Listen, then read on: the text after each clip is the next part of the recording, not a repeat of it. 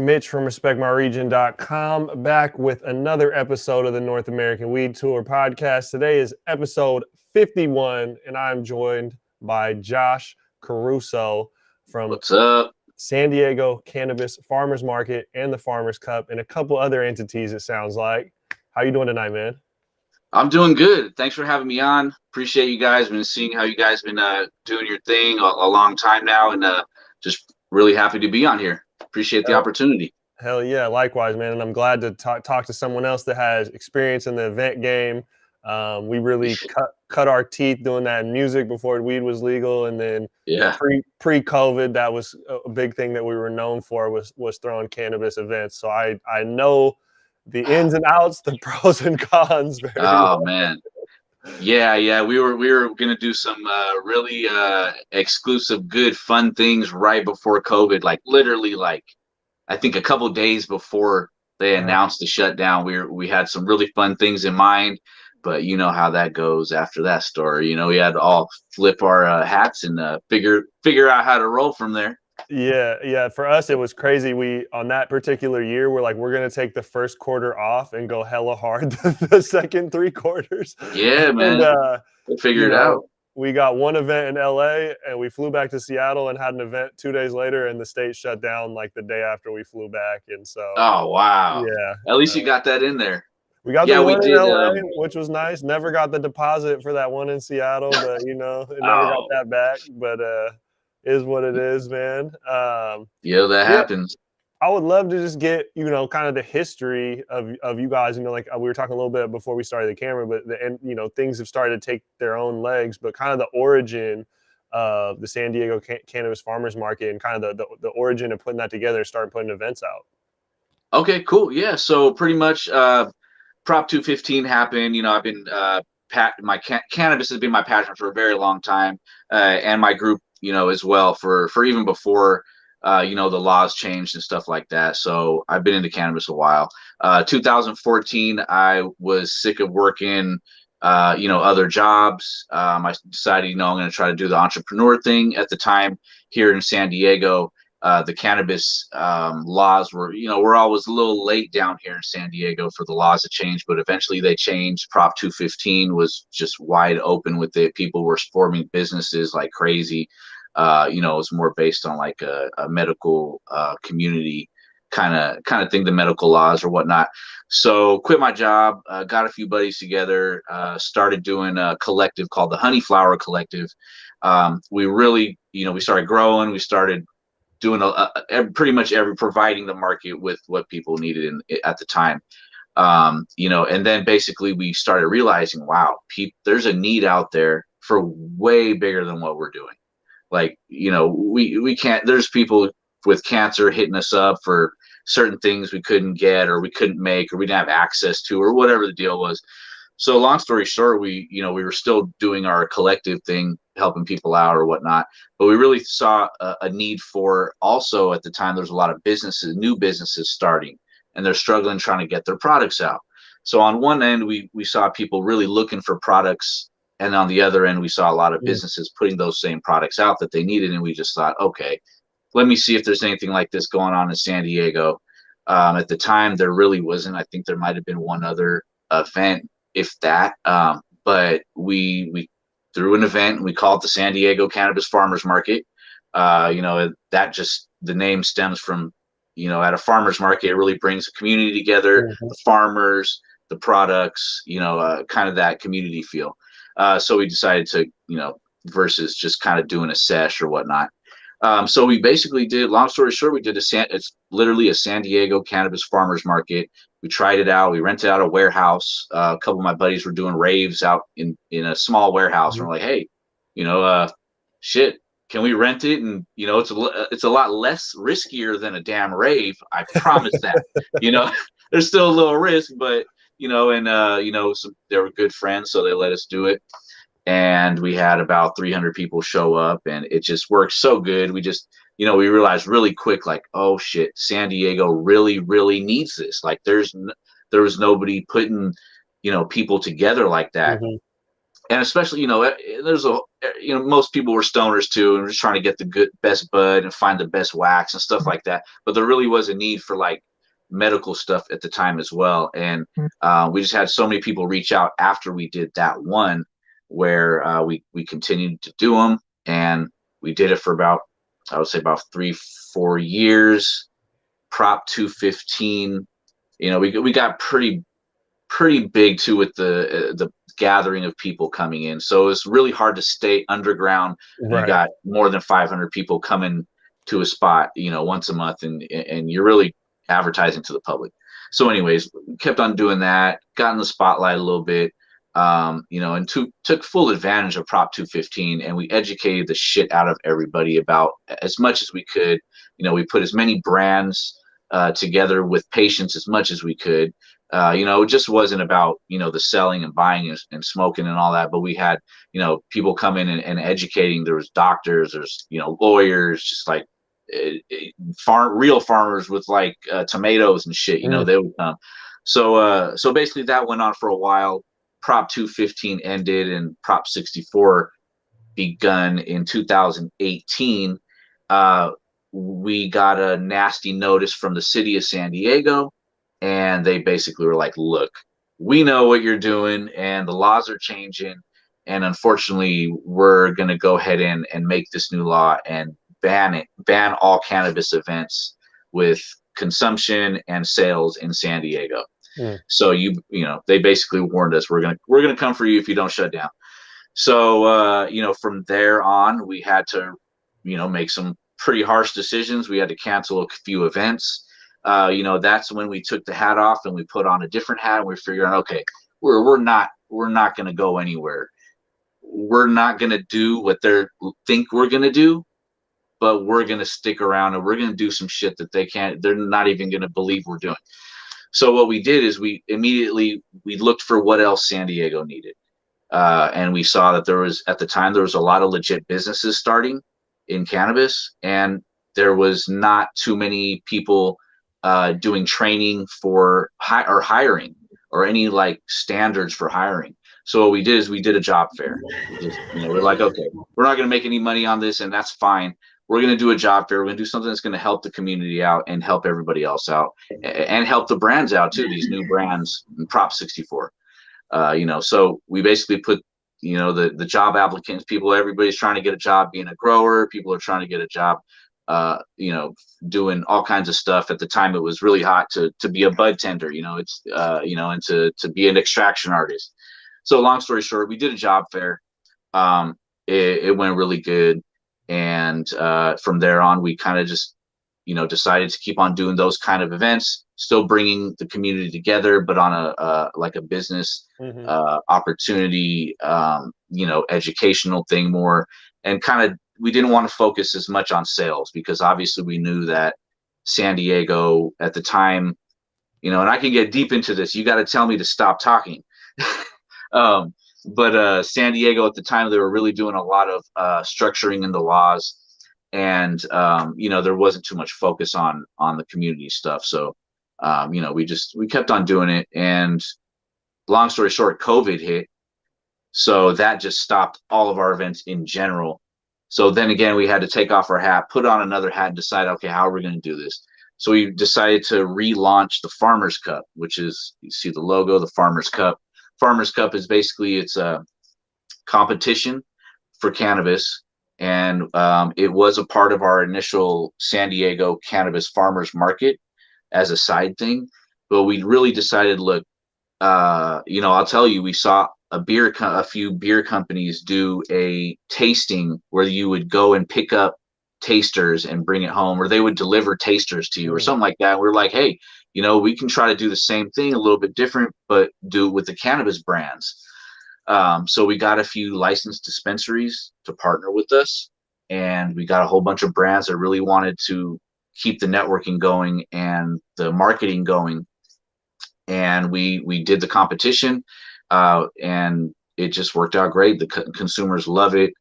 We're bringing attention on small farmers and new brands that really need it. It's really hard to get in this cannabis industry to get any market penetration and Mm-hmm. and get your name out there when Instagram is shutting down pages left and right, you don't have a blue check or a platform.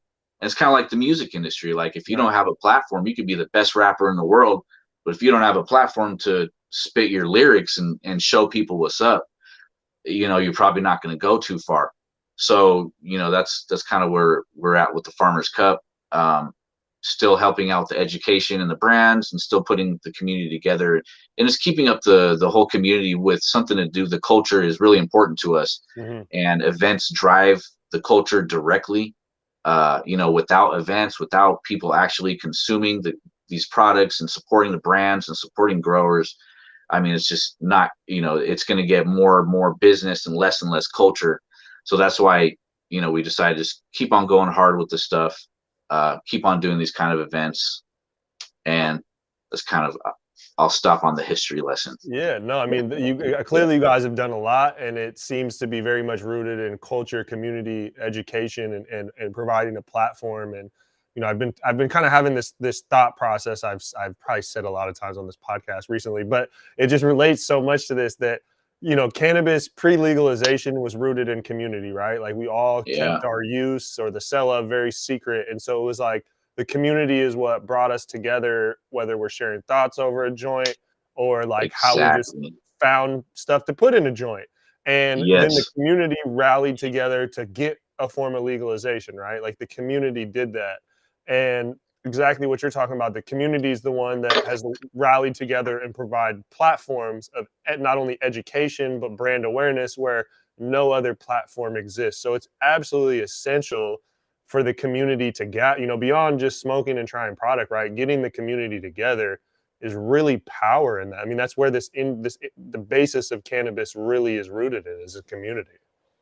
Yeah, I agree. And when people gather like that, it makes people in power nervous because we're getting together, we're talking about ideas, we're talking about how to make life easier, we're talking about how to help each other out without needing, for example, without needing pharmaceutical help. Right. Cannabis can be used to help cancer patients out and a million other things. Wow, well, I bet half of the population doesn't know that. Right. So it makes them nervous, and that's what we're doing with the events. I mean, not to make them nervous, but I mean, we really got to make it. It's still like a backdoor name. You still say cannabis in a crowd of people. Half of those people are going to probably look down on you. So Right. even though we've gotten to a certain point in cannabis where it can be a household name, that doesn't mean everybody's on board yet. We're trying to get them there.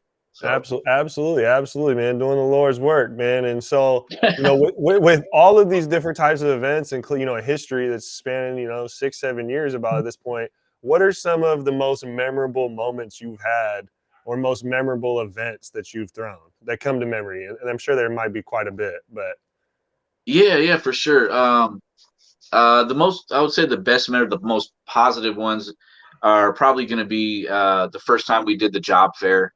Um, and it's not only a job fair; it's a business mixer too. And we got a crowd of just people just really desperate for jobs and really, we love helping people out. And just to see, like, hearing about people getting jobs after that, like, mm, we had 2 3 years later, we didn't hear from a lot of the people, so we didn't know if they got the job or not, but they're like, yeah, we're still with the company. I'm a general manager now. mm, I'm in manufacturing now, or whatever it may be. That really makes us feel good. That's probably one of the more rememberable ones. um, we had our last San Diego cannabis farmers market was our most memorable for that event. That was we did a we rented a golf course right next door to a hotel. It was awesome. That was probably the other most memorable one, just because it was like a mini high times. mm, Yeah, I said high times, but it was like a mini high times in San Diego, and it's just seeing how many people like really vibed on that, and that normally don't get together with people and talk about cannabis and use cannabis and even just get together with with people with the same like um, knowledge and the same like likes and stuff. It was rare, so really the vibe was just awesome that day, and that was the last one, and that's what we're trying to create mm. again, hopefully one day here in San Diego when the laws change. Awesome. Yeah. And speaking of, maybe the name we do not speak, but a high top, someone Yeah, who's carved their name out with the yeah, cup, right? And yeah, obviously that's something you guys have done. I know their cup, I'm not gonna to bash it or praise yeah, it, but yeah. No, it's received a fair amount of criticism. And so one of the questions that I wanted to ask, it was a little bit later on, but it just rolls off of that, is no worries, when man. it comes to rating products for a cup, or what wins and what goes into that, what is like some important factors that you really value in terms of making sure it's fair and accurate? Because I mean, everything's subjective, right? What's the best to me might It not to be is to you. So what kind of goes into your for sure. guys' approach to making sure you're of what wins, right? What are some of the criteria you look at? Thanks for bringing that up, and that's very, very important.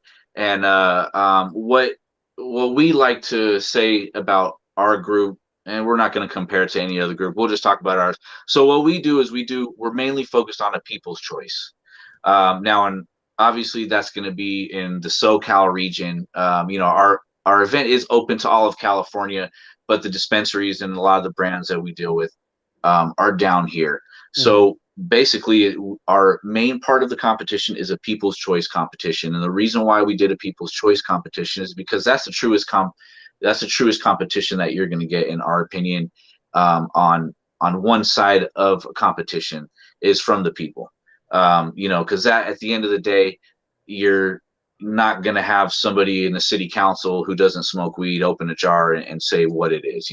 So it's going to be the consumer at home who goes in the dispensary and really needs something for whatever reason and goes and buys it and goes home and tries it and either likes it or doesn't. That's going to keep the brands honest. That's going to keep the brand, even if they don't win something, it's always a learning experience for the brands, because we'll get good reviews, we'll get bad reviews. We're not going to blast the bad reviews like used to happen in other events that, but will we let the company know, hey, this consumer said this, watch out for that batch you just did, it didn't, Mhm. or whatever the deal is. um, on a positive note, though, it works the other way. If they love stuff, they're going to win a trophy, and it's really going to say, some of these competitions we have 30 to 75 different brands involved. Mm. So if you can win something in a category, let's say like indoor flower, that's going to be, out of all these really top-notch brands, and you take home a trophy, that's really going to say something about it. So our first answer to your question would be the people's choice. It keeps everybody real. It keeps everybody true. And how we, basically, long story short, every judge gets a ballot, and it's a digital ballot. No more writing stuff down. That's going to create too much too much headache for us in math. So we do everything is up in a ballot, on a computerized ballot. It's all sent in.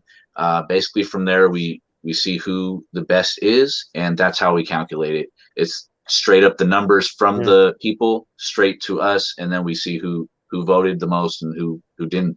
The second part of what we do is we also do a laboratory test.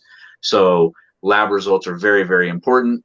We're not focused on the I would say the negative, like molds and pathogens and stuff like that, because that's already been tested. It's Mhm. on the legal market already.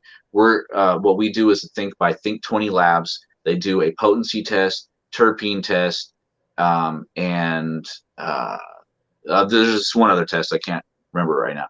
But basically, what that is that's just everything is already tested from these brands. So we're just going to a third party, Think 20 Labs out of LA, and they're retesting everything. And whoever gets the most THC, uh, terpenes, combined cannabinoids, and we do a few others, because we all know THC isn't everything. So we definitely have a cannabinoid test, and then we basically, that's how we do that award. Mhm. um, so that's how we do it. And we've always done a people's choice. We used to do in-house, in-person testing, but we found out after you smoke 50 dabs and eat 20 edibles, you're not going to be the Right. best judge. So our judges go pick up their, from a dispensary, they pick up their judge kit, they take it home, and they can judge it for 2 weeks. So Mm. they really can dive into each strain. Some of the judges put out reviews like a story long, and we love it. We absolutely love it, because some of the reviews are great, some of them are bad, some of them are funny, but That's how we do our stuff. And it's important. I know you noticed you said you pass on those bad reviews. Criticism is.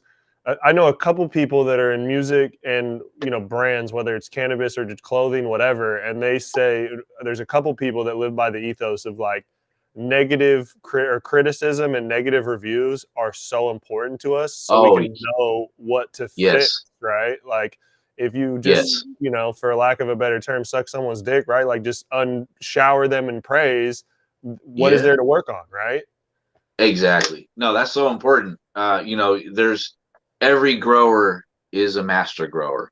You know what I'm saying? And Mhm. and and not all brands and in business it's the same thing. You can't grow the best stuff all the time. You need that negative criticism. You need a no guy on your team. Right, You need somebody to tell you you fucked up, or this batch isn't good, or damn, we got to improve that because and that's, you're right. It's very, very important. It's almost more important to have that than to get a positive review. right. It's probably equally as important, but Yeah, because a positive review gives you validity. Or I'm on the right path, right? It might build your confidence, but exactly, there's nothing for yeah, what am I supposed to take with this? Oh, everything's perfect, no room for yeah. improvement. Like And we all know everything is not perfect. right. And when you look Yeah, at cannabis, or even like a wine, these seasonal products, like when you look at wine, certain years are like there's a wine, whatever, some wine series. People be like, oh, the 2017. It doesn't mean the other exactly. years are trash. It just means that Yeah, 17 was the one, and it's exactly. just like weed. This batch, when you go into a store and they're like, yo, do not let this batch. This is the best batch there's ever been. Get two of them. Don't sleep. Yeah, you know how it is because with a lot of brands, you can go there and you can get 1/8. The eighth will be fire, but then the next batch, you're like, it's almost fire. But you're right. The cannabis plant is very fickle. It's hard to grow weed. It's hard to, especially some of these newer strains. You don't feed them one drop what they're used to getting fed, and it might herm on you or change Right. color or do something that you don't want it to. But yeah, consistency is key in growing cannabis. Absolutely. And so, another thing that I wanted to ask is like, obviously, you guys navigating through Prop 215 to 64 and navigating these challenges, the changes of regulations. Um, now you can do legitimate, cannabis events, right? You get an event license and regulation keeps changing. You kind of addressed it a little bit earlier, but what are some of the challenges that it takes to like, hey, I'm going to plan out my year's worth of events and then regulation changes somewhere in the Uh, middle of that and you got to how do we keep having value and deliver what everybody expects and wants from it while staying within these bumpers that they keep oh putting on man. in? Well, with it, that's a hard subject for us, to be honest, because like I said, California isn't the friendliest. You would think we would be the friendliest for cannabis businesses, but as you know, we're not. And specifically for a cannabis event organizer who's licensed with the state. We've actually been licensed since the very year 2018. As soon as it came out with the license, we thought we were hitting gold. We thought we were going to do events in San Diego. We're going to call the Del Mar Fair. We're going to have a horse race day with weed. Man, that was just the farthest from the truth ever. And unfortunately, they still haven't figured it out down here, specifically in San Diego. That ban that I was talking about, they Mhm. threatened us with, they actually went through with it. So right now, as we speak, even though we have a damn state license, the state's like, here, you guys can operate, you guys can do cannabis events, but San Diego is like, sorry, we're not going to let you do that. Mm. And not only that, but we have a stupid ass law to basically ban exactly what the fuck you're doing. So, and that's just the problems with regulation, and that'll get fixed eventually. Um, but I forgot where we're going with that. That shit gets me heated. Yeah, yeah, no, I mean, Um, it was just yeah, that. Yeah. yeah, I mean, the advice I can give it's harsh because the reality of the situation is we're really dependent on, where I'm going with this. We're really dependent on how are we going to go be represented in front of these city councils and in front of Mhm. these judges and in front of these millionaires that are making all the fucking decisions? Because if we're not going to show up in these council meetings and we're just going to keep on smoking a blunt in the alley and thinking things are going to change, they're not going to fucking change at Right. all. And that's what we've seen here in San Diego. It's so hard to keep, I mean, there's not too many people pushing for events, especially down here. people want to go to events. They love events. I mean, shit, we had 1,000 fucking people at our last event, probably more. But Mm. are all those people going to show up and vote and do all the extra stuff to change the laws? We hope so. But the reality of the situation is, mm, unless there's something really big behind you, probably not. But you just got to keep on pushing, and you got to be ready to put on different hats. You got to be ready to get used to stuff that you're not normally good at, and get good at it. Things are going to change. It's going to change for the worse. It's going to change for the better. You just got to be ready for it. Absolutely, and that's one thing you can guarantee with regulation is going to change slow, and it's going to change, and you can Yeah, fight for it. But regardless of whether you're fighting for it or not, it's a long process, and it's difficult, right? When you're operating a business and regulation affects your business, it's like I have to spend time building the business, making sure money's coming in, but then I also have to go donate my time to yeah, change some regulation that doesn't make sense. That sure it benefits my business, but it also benefits, you know, other people as well, right? Like you don't get paid. Sure, you go change regulation, yeah, great. You feel good, but that didn't put no food on the table, like yeah, yeah. Exactly, exactly. I mean, the end goal would be to operate my own business at cannabis, and what we were good at, cannabis events with consumption and sales in my home city. right. You would think that would be something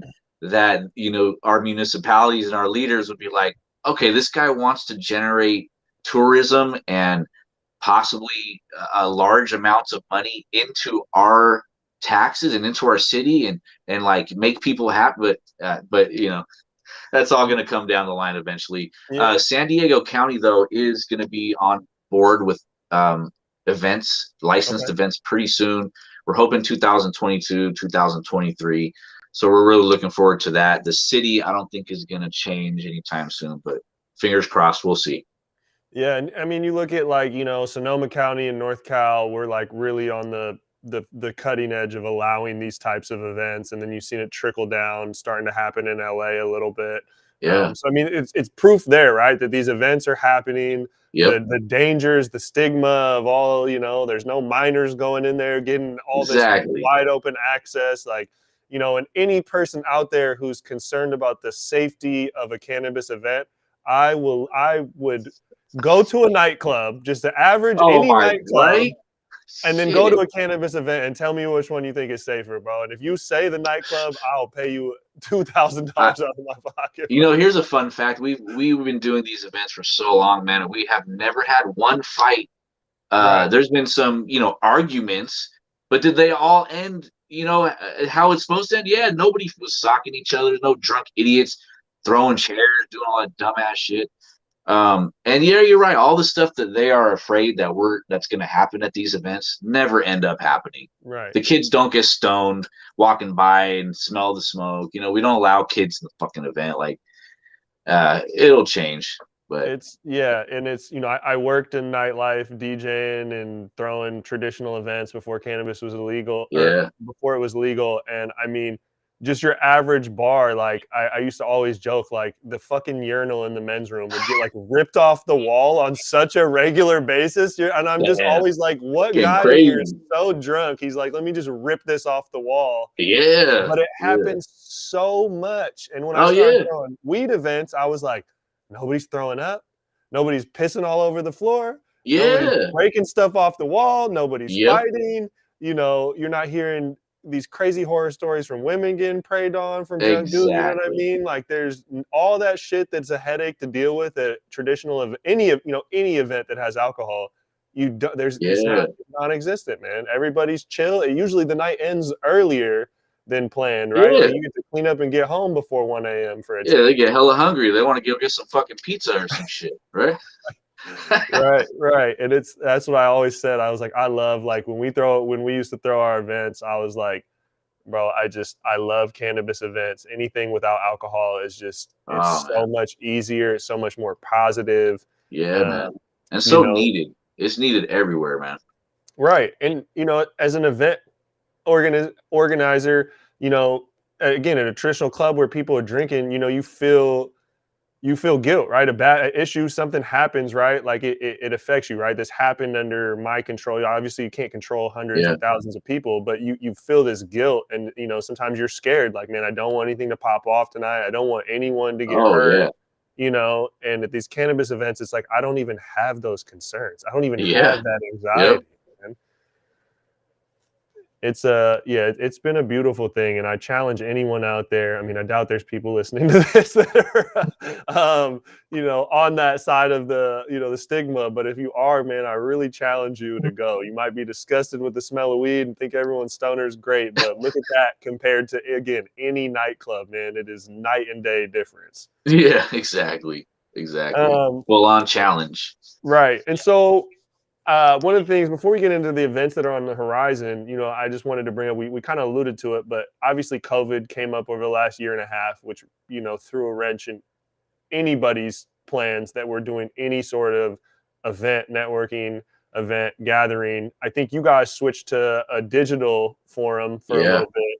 So how was it navigating COVID and I don't know, how did that affect business? How did you guys maneuver through that?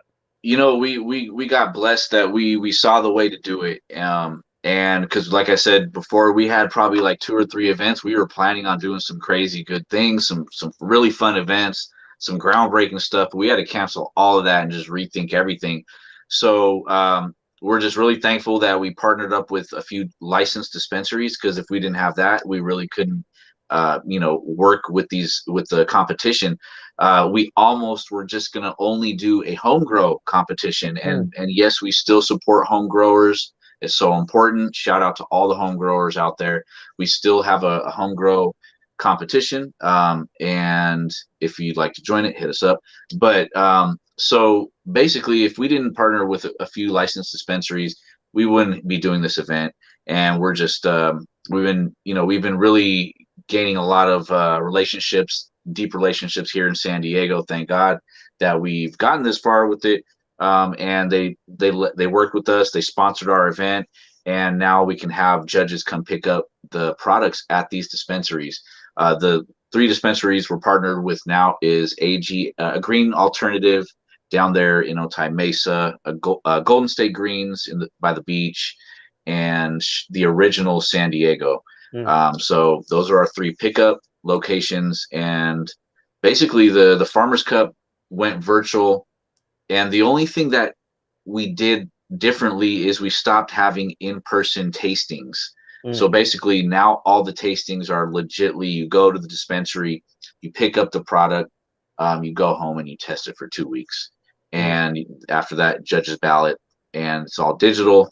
So there's really only one thing you got to do personally, in person, and go pick up the judge kit. And So that's kind of how we've been rolling, and I'm glad we figured that out, because if it wasn't for that, excuse me, we would have to do some other stuff, and I don't know where we'd be at right now.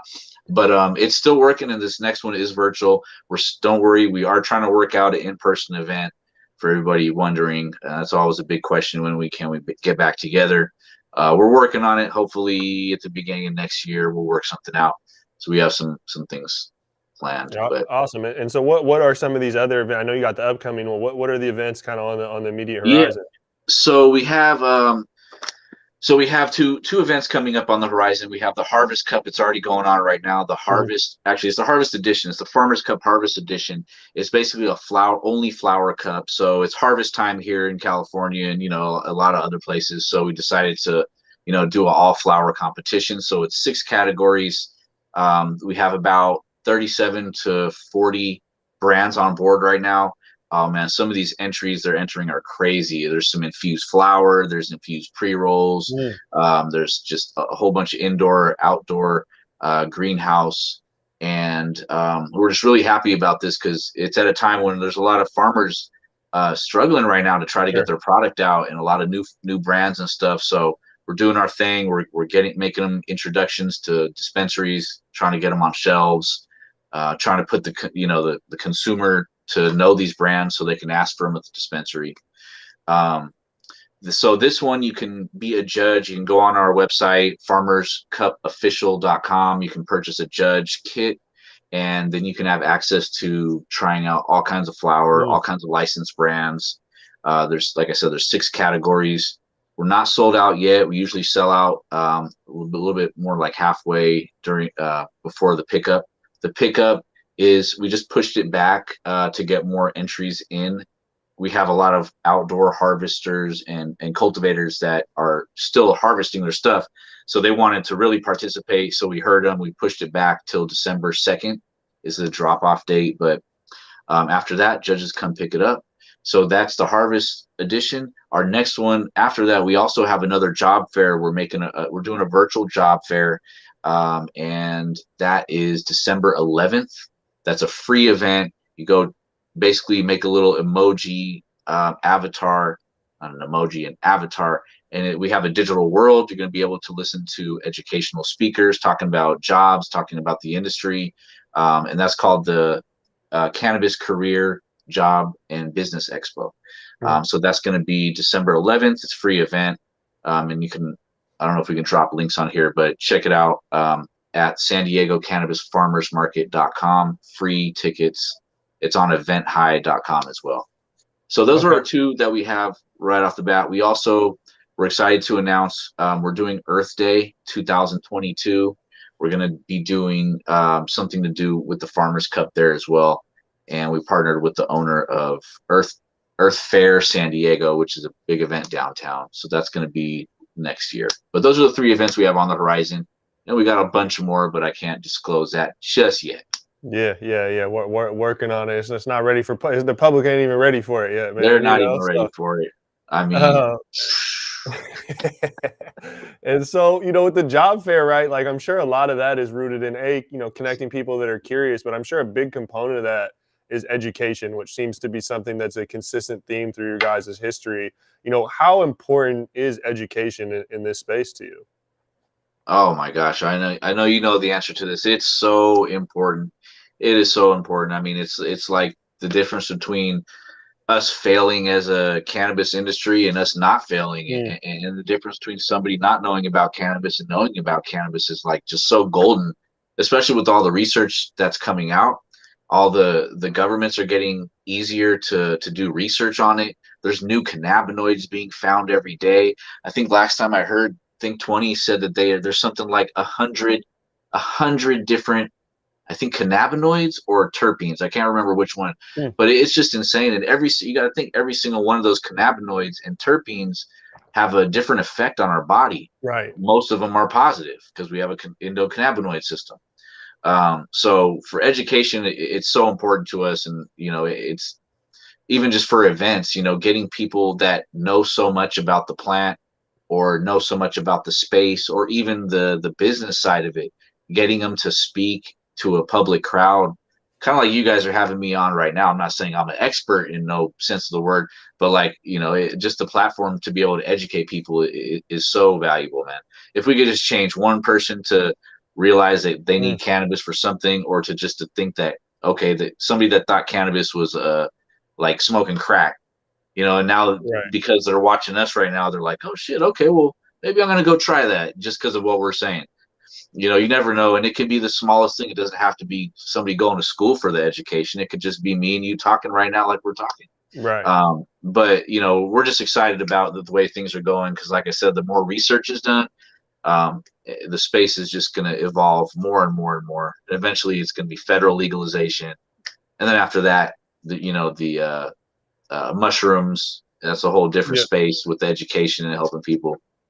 But I think that's a different podcast, right? It ties. Joey and I were talking about that earlier. It definitely ties in. Cannabis is helping move that conversation, and obviously the studies that they're doing in that realm are honestly unbelievable. Oh, groundbreaking. Yeah, and it's that, and that's the power of this. And it's funny, I just started. We were talking a little bit before we started. I just was out in the East Coast and checking out their market, and I was sharing how fun it was to be in the excitement. But one of the things that it's a real, I don't know how to phrase it, but a downer, right? Is you go to these emerging markets or these new markets, and you go in as a consumer that comes from the West Coast, and is this going to a store is not new to you, right? And I obviously know just you're seasoned.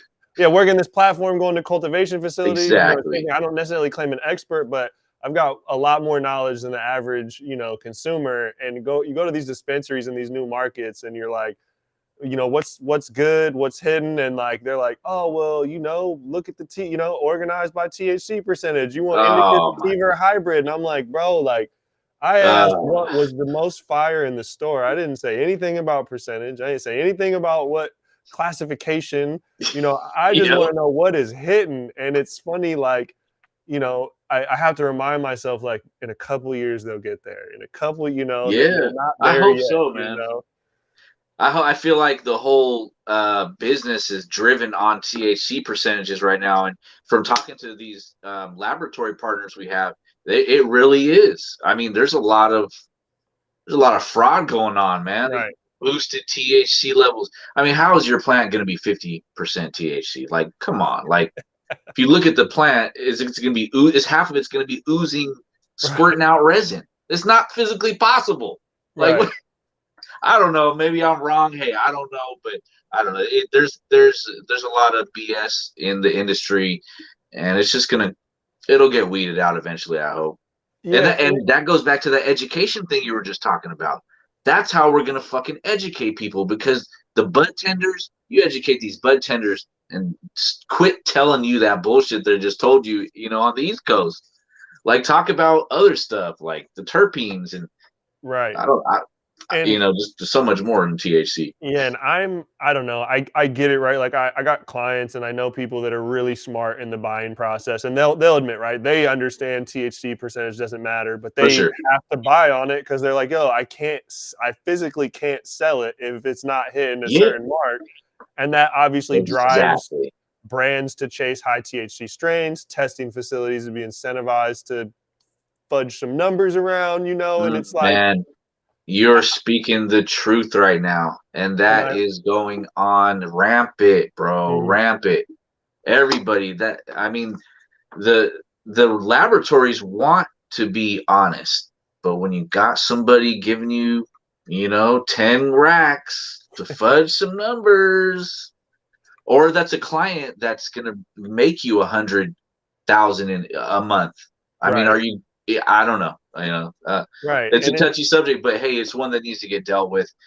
We got a lot of respect on that note. We got a lot of respect to our lab partners, and I know every lab says this, but they're really honest guys. They do not fudge numbers. They have all the latest equipment. They double, triple check stuff. And that's why we go with them. It's Think 20 Labs over there in LA, and those are our partners for the cup. They do all of our testing. So, and they'll admit it. Everything is ran on THC numbers right now, mhm, and they'll tell us, like, they'll tell their clients before they test or say, we're not going to give you high THC numbers. We're going to give you exactly what your test is really. Theirs really is. So don't get mad at us if your jar says it's 42% and then it comes back 28%. right, right, Yeah.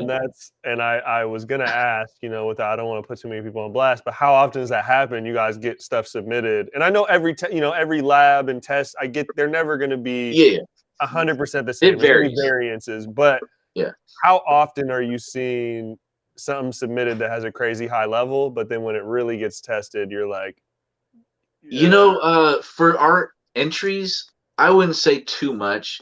We have saw some variation. It doesn't happen too much because I think what's happening with us specifically is the brands are giving us their award-winning strains that mhm, they think is the top. So I don't think they're gonna that's gonna happen too much. But like I said earlier, we have saw some stuff, and it has happened, and it probably will continue to happen. But that's one of the things that we do, that we pride ourselves for our event, our Farmers Cup, is we do the third party testing just because we want to see where it really is. So and that's super important, and I've been saying this for a while, and it's a lot easier said, especially said by someone that's not paying all of the cost to run a retail outlet. But I think, yeah, there's a severe need for a retail outlet that's just like so aggressively THC doesn't matter. Like they have signs on the Yes. wall when you come in. When someone comes in Ye- and asks what's your highest THC, they're like, bro, get the fuck out of it. If that's how you're gonna THC buy don't it, matter. get the fuck out of my store. Like I Go don't to want you. MedMan. Oh, Right. no, I'm just kidding. But it's just like it's gonna take someone, instead of being like, oh, that's all the consumers care about, people are gonna have to start coming together and be like, nah, like we're gonna educate, like we're gonna annoy these people so much that they might not shop here because we're like trying to convince them out. Because people say, I try to convince people, but it's just what they want. But it's like you really gotta drive it home, bro. This Exactly. shit does not matter, dude. Like buy, Yeah. but this right here, whatever price range you have, I'll recommend some Kill, and we're not Yep. ever going to talk about the THC percentage once on it. You know, like Yeah, exactly. And it's crazy because, like, you could smoke 42% or supposedly it is, and then somebody else can smoke the same thing, and it'll have two totally different effects. So, like, that needs to be taught as well. Like, people forget the fact that, okay, something says sativa or says indica, it's not always going to make you sleep, and right, it's not always going to put you up. It might have the terpene in there might affect your body different than it affects the homie's body, and he might go to sleep when he's smoking a sativa. I mean, I don't know. Then that's just goes back to the education. It's so important, man. It's so damn important, and it's exciting. I can't wait till it really gets out there. Like, I'm seeing more and more universities, like state universities here in California, like open up to those kind of.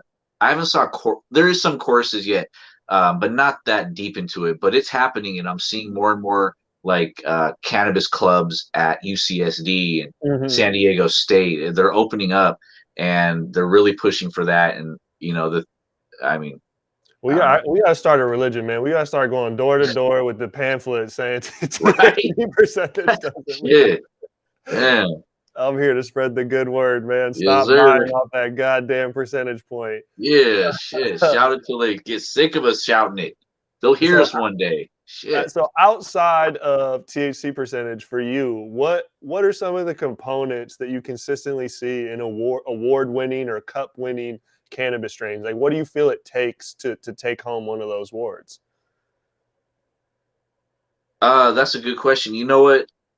I think I think nose and smell Hmm. and the terpenes when it hits your nostrils and you smell what that is. I think that is probably the one of the leading factors, maybe the top leading factor.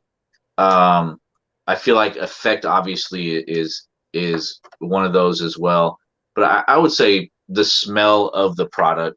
As soon as you crack a jar, if it just blows you away, it's always, for me anyways, it's hard for me to put that one down and ignore it. If it's going Right. to smell better than the next one. And then obviously after that, I would think it would be like the taste, and Mm, if it smokes good, was it harsh?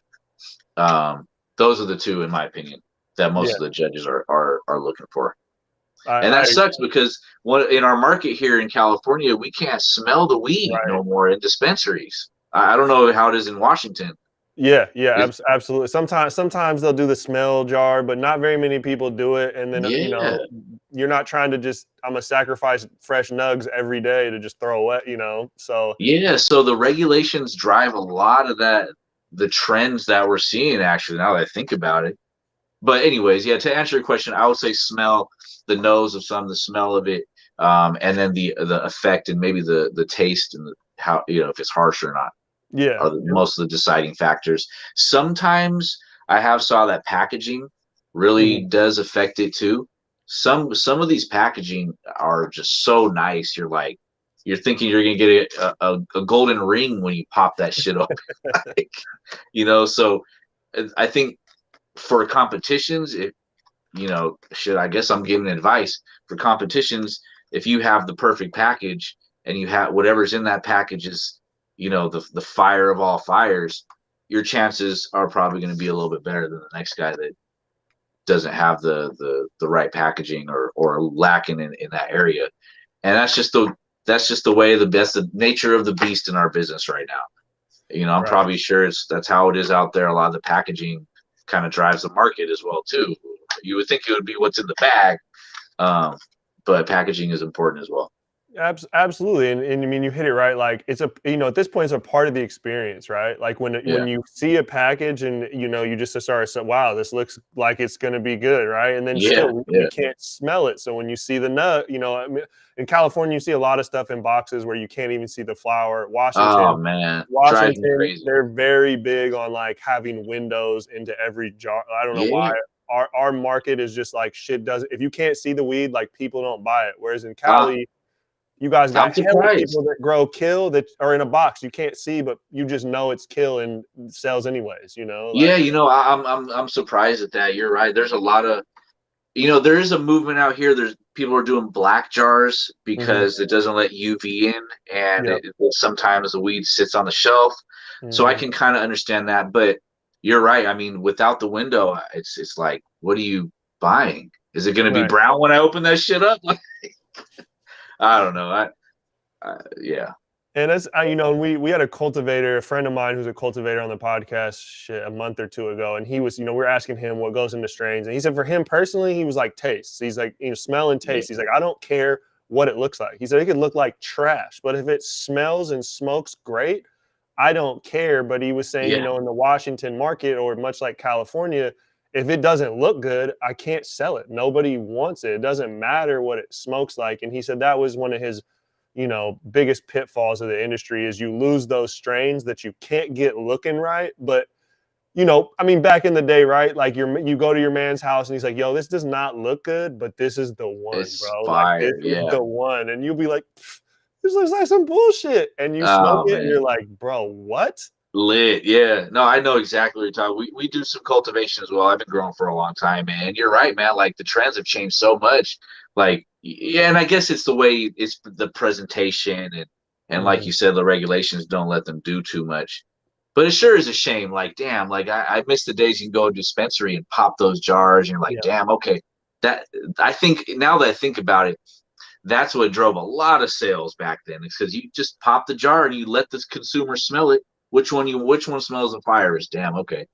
And then that was probably second to THC percentage back then. Right. Right. Yeah, I don't know. The regulated stuff is crazy, but it's what we got to work with. So what can Exactly, we and do? You know? as we move towards the inevitable national legalization, I think a lot of people are under this impression that it's going to become, oh, we're going to advertise on Facebook and Instagram. Like it's like, Oh no, man. it's going to be tighter, right? Like more regulations, another layer of tax. Like it's going to cost more and be more. Oh man. It'll be I sure better hope. and it'll be worse. You know what I mean? It's Yeah, going to be both. I sure hope Facebook and IG at least fucking come around. That would be crazy if it's federally legal and they're still shutting our pages down. Right. Shit. On that note, follow us at farmerscupofficial.com and San Diego Cannabis Farmers Market on Instagram. But man, I don't know. The regulations are. I'm kind of my new thing for fearing about the regulations is I was very excited for legalization on a national level to happen because of interstate commerce. Hmm. Take growing it in Washington. I mean, how cool would it be if I can grow my shit here, license, and then put it in Washington and Yeah. sell it? I mean, or vice versa, or whatever. But I'm hearing through the grapevine like that's not how it's going to be. The states are still going to want control over it. Hmm. They're going to want just like San Diego and different areas. They're going to want still control over it. So I don't know if when it becomes legal anymore, is there even going to be interstate commerce? I don't even think at first. I hope I'm wrong, but it just makes me think about other things like what you said. Like we all want everybody to. Hopefully, they let everybody out of jail. Hey, Right. give me federal legalization, and if they can give us that, shit. Okay, that's at least one thing they can do. Fucking Sure. free our fucking pot prisoners right now, rotting in jail, or we're Amen. fucking doing these businesses on a podcast about weed, and these fools are still locked up, rotting away in fucking jail. Shit pisses me off. Like, anyways, 100%, man, 100%. And a little passionate about that. I feel you. And it's not to our fault because we're both on the West Coast, but the West Coast, we really push for legalization because we just, cannabis culture on the West Coast, and especially California, it's been so accessible and so open. We just push for Yeah, like give us some free, some legitimate freedom around this. exactly. And now that we're getting to the East Coast, people are finally starting to say, and more power to them. And I love this. Someone said the other day, they're like, you can't have legalization. You can't legalize this and not address not only the prison injustices, but the racial injustices. Like Oh yeah. you got to have the whole conversation. You can't Oh have yeah. one and then the other. And so I really Yep. salute the East Coast for really standing up and speaking about that. I don't know what the fuck's gonna come from it, but I at least salute them for like really pushing the line on that conversation. Oh yeah, because I mean that shit is deep, man. That goes back to our mothers and fathers generations. You know, when whatever that damn president is that started the war on drugs. I mean, shit, they might as well call it a war on marijuana. Like, Right, and we're all living in those repercussions. I mean, yeah, that's a deep conversation, man. Social equity is deep. You know, the disappropriate neighborhoods that haven't given the same chance that have been, anyways, that's just a whole conversation, right? That needs to happen. And how is right. that going to happen on a federal level? Holy shit, there's a lot of stuff that, yeah, It gets deep, man. It gets deep. But it's deep, man. I'll really, obviously we're both. I think it's something we're both probably real passionate about. Yeah, man. But to reel it a little bit more back, and I don't want you to, it might be difficult to show favor to one or the other because I know you guys work with so many brands. But what are some brands? I won't say favorite or the best, but what are some brands that stand out in California to anyone out there that gets in their feelings? Doesn't mean just because you're not brought up doesn't mean anything good or bad about you. But I'm just curious some of the brands that just kind of stick out when I'm asking what are the brands in Cali that you're smoking on right now or you're a fan of. Yeah, yeah, for sure. I'm gonna go ahead and just divulge some of our past winners on the Farmers Cup. Um, because a lot of those brands have really came out with some amazing stuff. Shout out to Cream of the Crop. They do some amazing work, some good cultivation, some great pre rolls, and a whole bunch of other stuff. Sticky Status.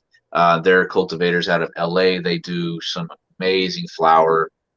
They do some stuff with Dr. Green Thumb as well, and they just do amazing. Sticky Status. Shout out to you guys.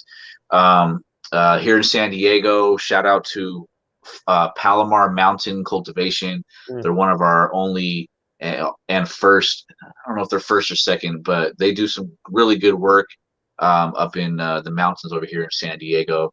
Um, for flower, what else? Zeke, shout out to Zeke. They do some really good stuff as well.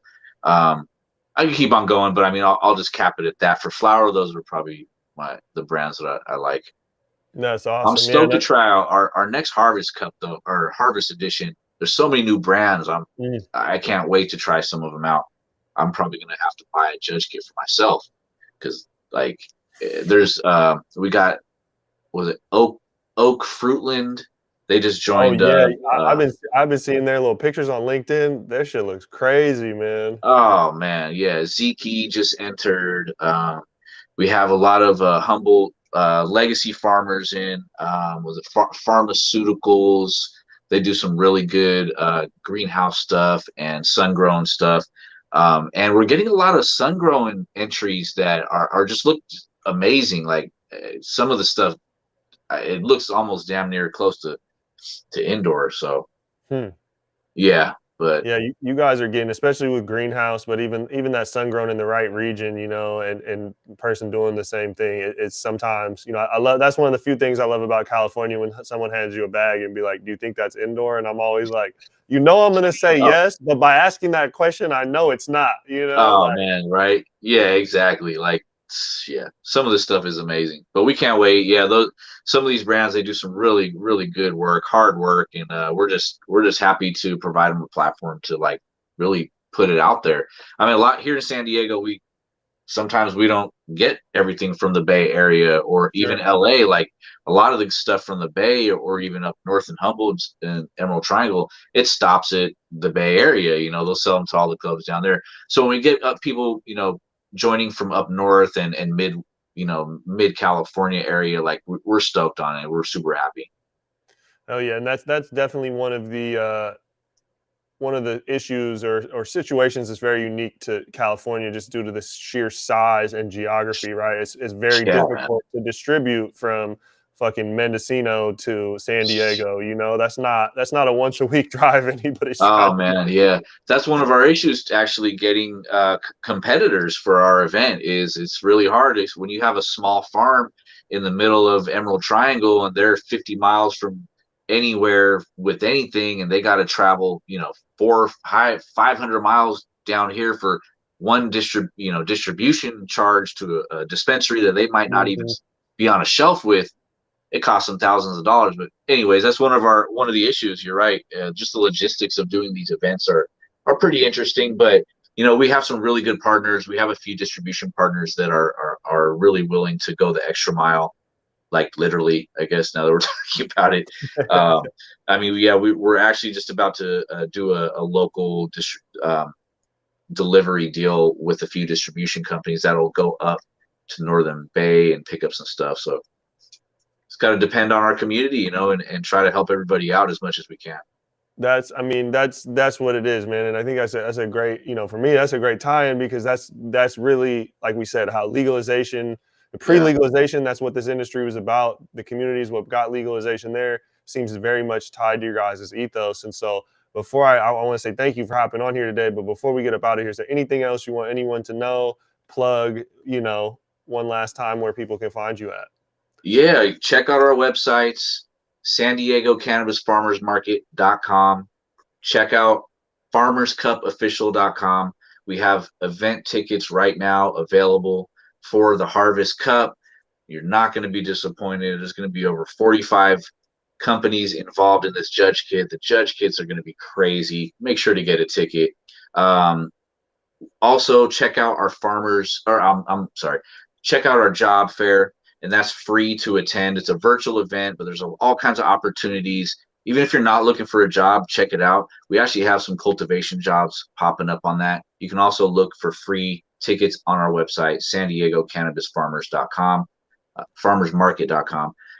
And also on Instagram is where we do most of our advertising. So check us out on there. Same thing, Farmers Cup Official and San Diego Cannabis Farmers Market. So it's going to look like that. But Mhm. yeah, that's it. I appreciate you guys having me on.